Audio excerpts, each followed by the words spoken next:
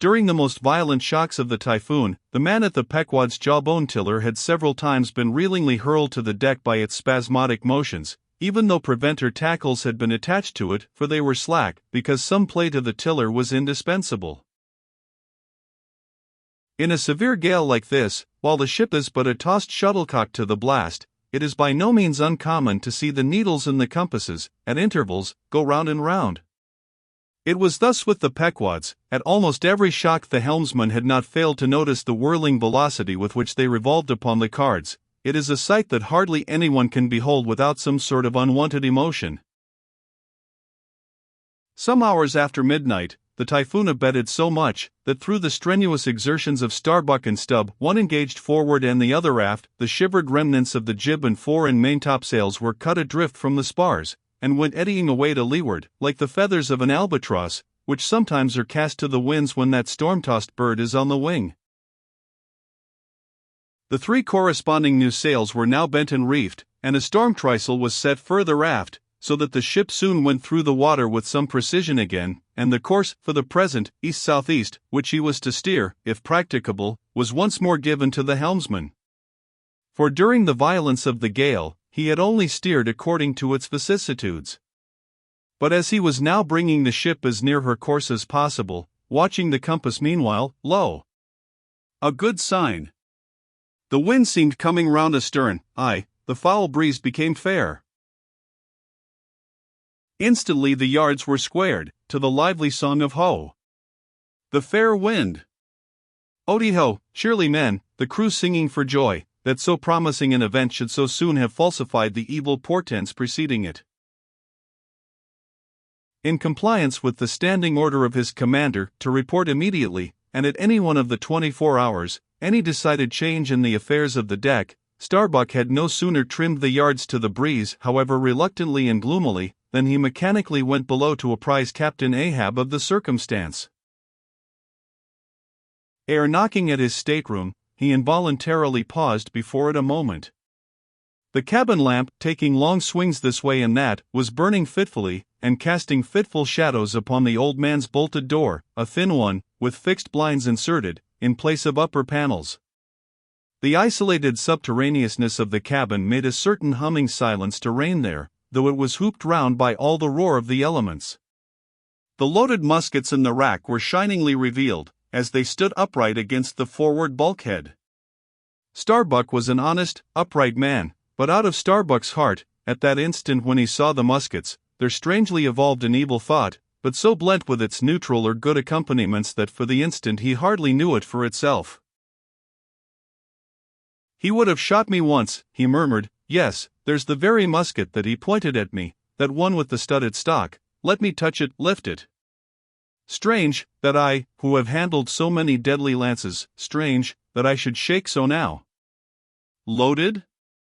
I must see. And powder in the pan, that's not good. Best spill it, wait.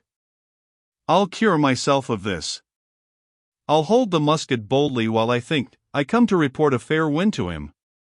But how fair? Fair for death and doom, that's fair for Moby Dick. It's a fair wind that's only fair for that accursed fish, the very tube he pointed at me, the very one, this one, I hold it here. He would have killed me with the very thing I handle now, and he would fain kill all his crew.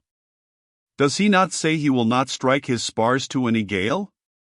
Has he not dashed his heavenly quadrant? And in these same perilous seas, gropes he not his way by mere dead reckoning of the error-abounding log? And in this very typhoon, did he not swear that he would have no lightning rods? But shall this crazed old man be tamely suffered to drag a whole ship's company down to doom with him? Yes, it would make him the wilful murderer of 30 men and more, if this ship come to any deadly harm, and come to deadly harm, my soul swears the ship will, if Ahab have his way. If, then, he were this instant put aside, that crime would not be his. Ha! Is he muttering in his sleep? Yes, just there, in there, he's sleeping. Sleeping? Aye, but still alive, and soon awake again. I can't withstand thee, then, old man. Not reasoning, not remonstrance, not entreaty wilt thou hearken to, all this thou scornest. Flat obedience to thy own flat commands, this is all thou breathest.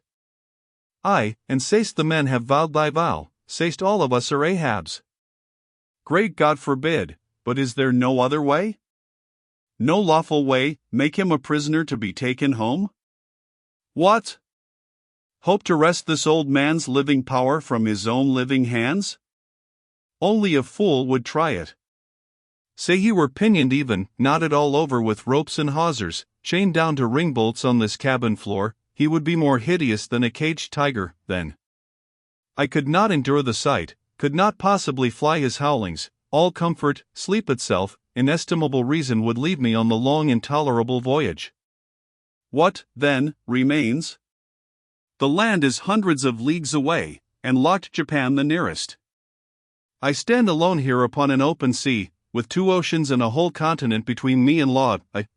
'Tis so. Is heaven a murderer when its lightning strikes a would-be murderer in his bed, tindering sheets, and skin together, and would I be a murderer, then, if, and slowly, stealthily, and half sideways looking, he placed the loaded musket's end against the door? On this level, Ahab's hammock swings within, his head this way. A touch, and Starbuck may survive to hug his wife and child again. Oh Mary! Mary, boy! Boy! Boy, but if I wake thee not to death, old man, who can tell to what unsound deep Starbuck's body this day week may sink, with all the crew? Great God, where art thou? Shall I? The wind has gone down and shifted, sir, the fore and main topsails are reefed and set, she heads her course. Stern all! O Moby Dick, I clutch thy heart at last. Such were the sounds that now came hurtling from out the old man's tormented sleep, as if Starbuck's voice had caused the long dumb dream to speak. The yet leveled musket shook like a drunkard's arm against the panel. Starbuck seemed wrestling with an angel, but turning from the door, he placed the death tube in its rack, and left the place. He's too sound asleep, Mr. Stubb, go thou down, and wake him, and tell him. I must see to the deck here. Thou know'st what to say.